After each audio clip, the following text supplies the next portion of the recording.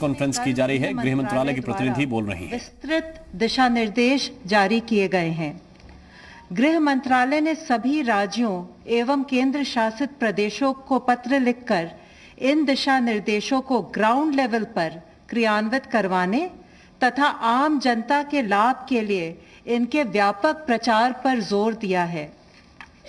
Lockdown के अंतर्गत 3 मई 2020 तक संपूर्ण देश में हवाई, रेल और सड़क मार्ग से यात्रियों का आवागमन बंद रहेगा। टैक्सी, ऑटो रिक्शा और साइकिल रिक्शा सहित कैब एग्रीगेटर्स की सेवाएं प्रतिबंधित रहेंगी। सभी शैक्षिक एवं संबंधित संस्थान बंद रहेंगे। सभी cinema halls, malls, shopping complex, gymnasium, sports complex तथा इसी प्रकार के स्थान बंद रहेंगे। सभी सामाजिक, राजनीतिक, खेल, मनोरंजन, शैक्षणिक, सांस्कृतिक, धार्मिक समारोह और अन्य सभाओं के आयोजन पर रोक रहेगी। सभी धार्मिक स्थल, पूजा स्थल, धार्मिक समागम जनता के लिए बंद रहेंगे। जो क्षेत्र हॉटस्पॉट्स या कंटेनमेंट जोन नहीं है, वहां पर 20 अप्रैल से कुछ चुनिंदा गतिविधियों की अनुमति दी जा सकेगी, बशर्ते कि वहां पर मौजूदा दिशा निर्देशों एवं सोशल डिस्टेंसिंग का कड़ाई से अनुपालन किया जा रहा हो। इन चुनिंदा गतिविधियों को अनुमति देने का उद्देश्य यह सुनिश्चित करना है कि कृषि और संबंधित गतिविधियां पूर्ण रूप से कार्यात्मक रहें, ग्रामीण अर्थव्यवस्था अधिकतम दक्षता से कार्य करे इत्यादि। गृह मंत्रालय द्वारा विस्तृत दिशा निर्देश हमारी वेबसाइट पर उपलब्ध हैं। मैं आपके माध्यम से एक बार फिर लोकहित में लॉकडाउन को सफल बनाने के लिए कुछ नियमों का सार्वजनिक स्थानों पर और कार्यस्थलों पर कड़ाई से अनुपालन करने पर जोर देना चाहूंगी। अनिवार्य रूप से सभी सार्वजनिक और कार्यस्थलों पर फेस मास्क पहना जाए, सोशल डिस्टेंसिंग का पालन किया जाए, 5 से अधिक लोग सार्वजनिक स्थानों पर एकत्र ना हों, सार्वजनिक स्थानों पर थूके नहीं, शराब, गुटखा, तंबाकू की बिक्री को सख्ती से प्रतिबंधित किया जाए, कार्यस्थलों पर टेम्परेचर स्क्रीनिंग की जाए और सैनिटाइजर्स का प्रयोग किया जाए। बुजुर्ग और रोगग्रस्त व्यक्ति तथा छोटे बच्चों के माता पिता को घर से कार्य करने के लिए प्रोत्साहित किया जाए। निजी और सार्वजनिक दोनों क्षेत्रों के सभी कर्मचारियों के लिए आरोग्य सेतु के प्रयोग को बढ़ावा और दिया जाए। आपसे अनुरोध है कि सभी राष्ट्रीय निर्देश और एसओपीज जो हमारे दिशा निर्देशों के साथ संलग्न हैं, उनको ध्यान से पढ़ें, उनके बारे में जानकारी बढ़ाएं और उनका पूर्णतया पालन करें। धन्यवाद। मिनिस्ट्री ऑफ हेल्थ की तरफ से मिस्टर लव अग्रवाल प्लीज। स्वास्थ्य मंत्रालय सभी स्टेक होल्डर्स के साथ मिलकर कोविड की इस लड़ाई में जुटा हुआ है। कल माननीय स्वास्थ्य मंत्री और स्वास्थ्य राज्य मंत्री ने भारत में कोविड-19 के कंटेनमेंट मेजर्स को लेकर हेल्थ फंक्शनरीज और साथ में वर्ल्ड हेल्थ ऑर्गेनाइजेशन के फील्ड ऑफिसर्स के साथ एक वीडियो कॉन्फ्रेंस की थी, जिसमें माइक्रो प्लान्स फॉर क्लस्टर और आउटब्रेक कंटेनमेंट के डेवलपमेंट के लिए जिला स्तर पर WHO अधिकारियों के साथ टेक्निकल कोऑर्डिनेशन किया जाए, उस पर विस्तृत चर्चा हुई। साथ ही स्वास्थ्य मंत्रालय WHO की national polio surveillance network team की सर्विसेज को यूटिलाइज करते हुए हमारी ऑनगोइंग सर्विलेंस को कैसे स्ट्रेंथन किया जाए, उस पर भी एक एक्शन प्लान बनाया गया। माननीय स्वास्थ्य मंत्री ने कन्फेडरेशन ऑफ इंडियन इंडस्ट्री द्वारा ऑर्गेनाइज्ड इंटरेक्शन में इंडियन इंडस्ट्री लीडर्स के साथ भी बातचीत की, जहां उन्होंने PM केयर्स फंड में योगदान देने के लिए इंडियन इंडस्ट्री को धन्यवाद दिया। साथ ही माननीय मंत्री जी ने उन्हें एश्योरेंस दिया कि सरकार उनके सामने आने वाली कठिनाइयों से अवगत है और इकोनॉमी के रिवाइवल के लिए किए जा रहे मेजर्स के द्वारा उनके कंसर्न्स को एड्रेस भी किया। इसके अलावा उन्हें कोविड के समय में हेल्थ केयर में मेक इन इंडिया के अवसरों का बेस्ट यूज करने के लिए एनकरेज किया, ताकि देश critical health care equipment provision में ज़्यादा रेजिलिएंट और आत्मनिर्भर हो सके। स्वास्थ्य मंत्रालय ने लॉकडाउन के दौरान सेफ ड्रिंकिंग वाटर प्रैक्टिसेस के लिए एक एडवाइजरी कल जारी की है, जिसके तहत पब्लिक हेल्थ डिपार्टमेंट को रिलीफ कैंप्स पर विशेष ध्यान देने और समाज के वल्नरेबल सेक्शंस के लिए पानी की सप्लाई बढ़ाने की सलाह दी गई है। क्लोरीन टैबलेट्स, ब्लीचिंग पाउडर और हाइपोक्लोराइड सॉल्यूशन के एप्रोप्रिएट यूज की एडवाइस भी दी गई है।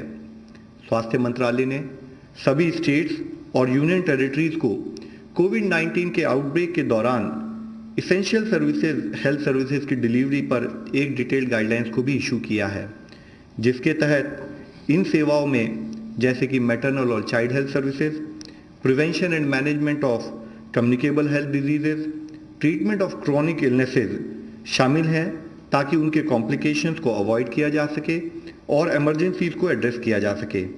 हेल्थ केयर वर्कर्स को इन सब बीमारियों के बारे में कार्य करते हुए सेफ्टी इंश्योर करा जाए, उसके बारे में रिक्वेस्ट की गई है। कोविड डेडिकेटेड फैसिलिटीज़ के अलावा रिमेनिंग फैसिलिटीज़ ऐसी सेवाएं प्रदान करती रहेंगी। नॉट फॉर प्रॉफिट और प्राइवेट सेक्टर को भी ऐसे कार्य में इन्वॉल्व किया जाए, उसके लिए स्टेट गवर्नमेंट से कहा गया है। ओवर क्राउडिंग को रोकने के लिए टेली हेल्थ सर्विसेज को प्रमोट करना चाहिए। साथ ही लॉकडाउन या रेस्ट्रिक्शंस के पीरियड के दौरान इम्यूनाइजेशन और एंटीनेटल केयर जैसी सेवाओं को रीऑर्गेनाइज किया जाना चाहिए और इस तरह की सेवाओं को कोई एक दिन फिक्स करके प्रोवाइड किया जाए। ये सर्विसेज देते समय भी फिजिकल डिस्टेंसिंग और रिक्वायर्ड इन्फेक्शन प्रिवेंशन प्रोटोकॉल को फॉलो करना चाहिए। Pregnant women, children with malnutrition, TB, leprosy, HIV, viral hepatitis, pulmonary diseases या डायलिसिस जैसी जितनी भी सेवाएं हैं, उनको हमारे सब हेल्थ सेंटर और हेल्थ एंड वेलनेस सेंटर के प्राइमरी हेल्थ केयर टीम उनको मॉनिटर करे और उनके द्वारा हम ये सर्विसेज प्रोवाइड करें, उसके लिए आदेश जारी किए गए हैं। साथ ही बल्क ड्रग्स की अवेलेबिलिटी और प्रोडक्शन को बढ़ाने के लिए मिनिस्ट्री ऑफ एनवायरनमेंट ने एक एनवायरनमेंट इम्पैक्ट असेसमेंट नोटिफिकेशन में अमेंडमेंट किया है, जिसके तहत जो भी प्रोजेक्ट या एक्टिविटीज बल्क ड्रग और इंटरमीडिएट से रिलेटेड हैं, उनका रिकैटेगराइजेशन करते हुए कैटेगरी ए से कैटेगरी B2 में डाला गया है, जिसके तहत उनका अप्रेजल नेशनल लेवल पर लाए बिना स्टेट लेवल पर त्वरित गति से किया जा सकता है।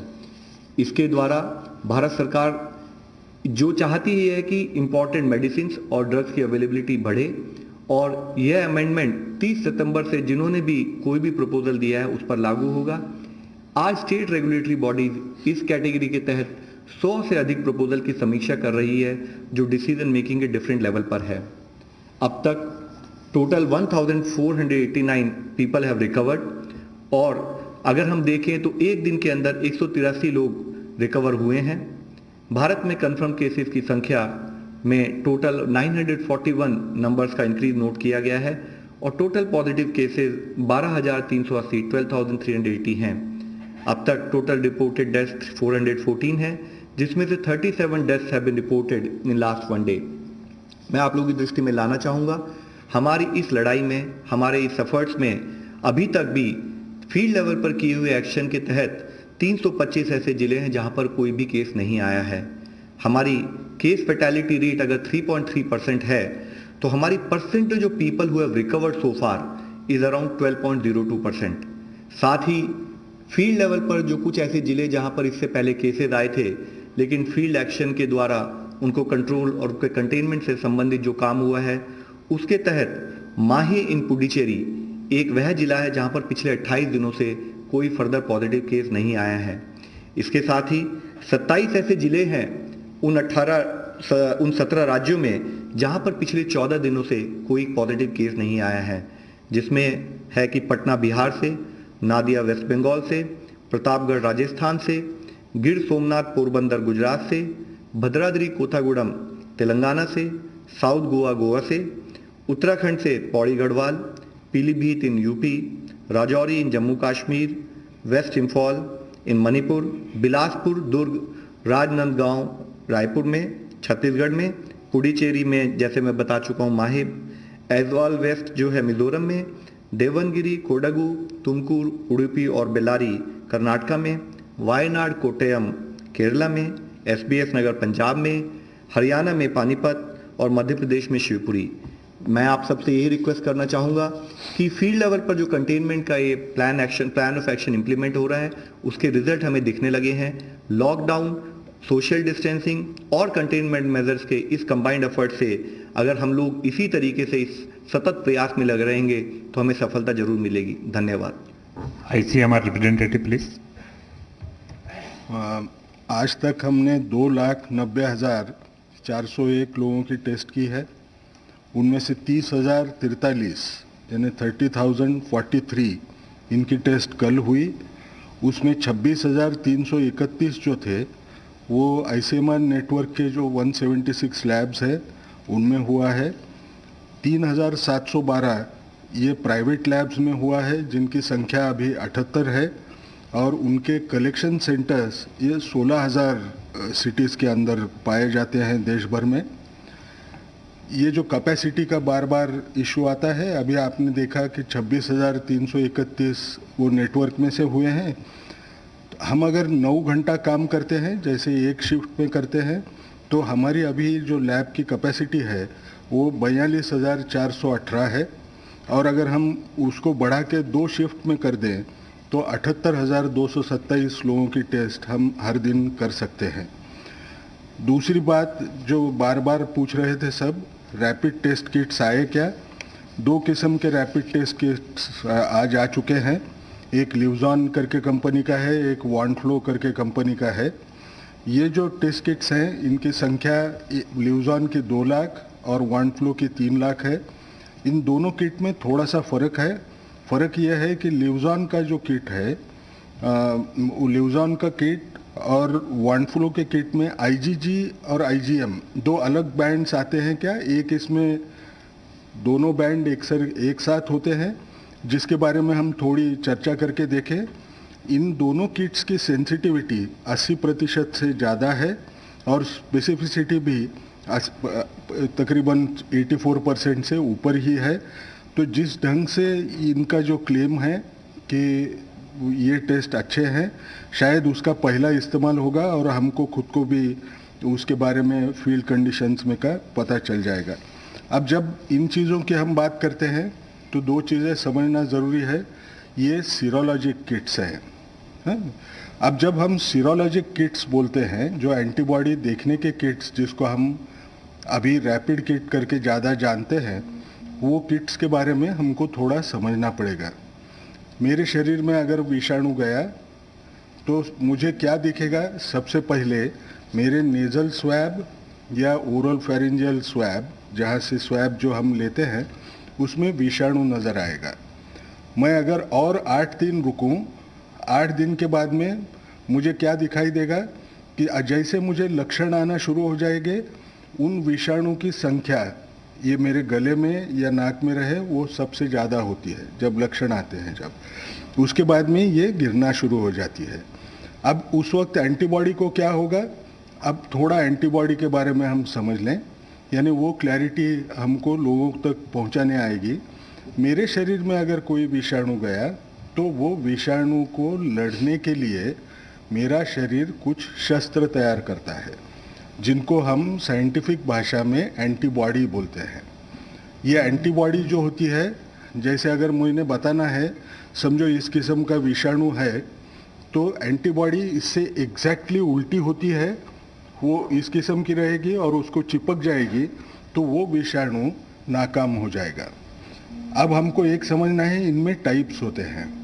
सबसे पहली एंटीबॉडी जो आती है वो IgM किस्म की एंटीबॉडी आती है। ये जो IgM किस्म की जो एंटीबॉडी होती है, ये ज़्यादा दिन रुकती नहीं, थोड़े दिन के बाद में चले जाना अपेक्षित रहता है। IgM एंटीबॉडी जैसे आती है तो हमको पता चलता है कि ये इन्फेक्शन रिसेंट है, ऐसे में लगा है। जब IgG एंटीबॉडी आएगी तो मुझे ये पता चलेगा कि मेरी प्रतिकार शक्ति अच्छी हो रही है। इसका मायना सिर्फ IgG अगर मुझे दिखा और IgM नहीं दिखा तो मैं ये समझ सकता हूँ ये पुराना इन्फेक्शन है। अब इतना मैंने क्यों बताया? उसके 2 कारण हैं। जब हम रैपिड एंटीबॉडी टेस्ट करेंगे तो ये rapid antibody test early diagnosis के लिए नहीं है। ये लोगों ने समझना बहुत ज़रूरी है। अर्ली डायग्नोसिस को क्यों नहीं है कि हमने 10 दिन होने के बाद में या ऑलमोस्ट 2 हफ्ते होने के बाद में समझो मैंने एंटीबॉडी टेस्ट की, तो 80% लोगों में ही सिर्फ वो एंटीबॉडी दिखती है। इसका मतलब मेरा डायग्नोसिस 20% में मैं सिर्फ एंटीबॉडी इस्तेमाल करूं तो 15 दिन होने के बाद में भी मैं बोल नहीं पाऊंगा। इसलिए ये डायग्नोसिस के लिए इस्तेमाल नहीं होती है, ये इस्तेमाल होती है सर्वेलेंस के पर्पस के लिए। सर्वेलेंस यानी क्या?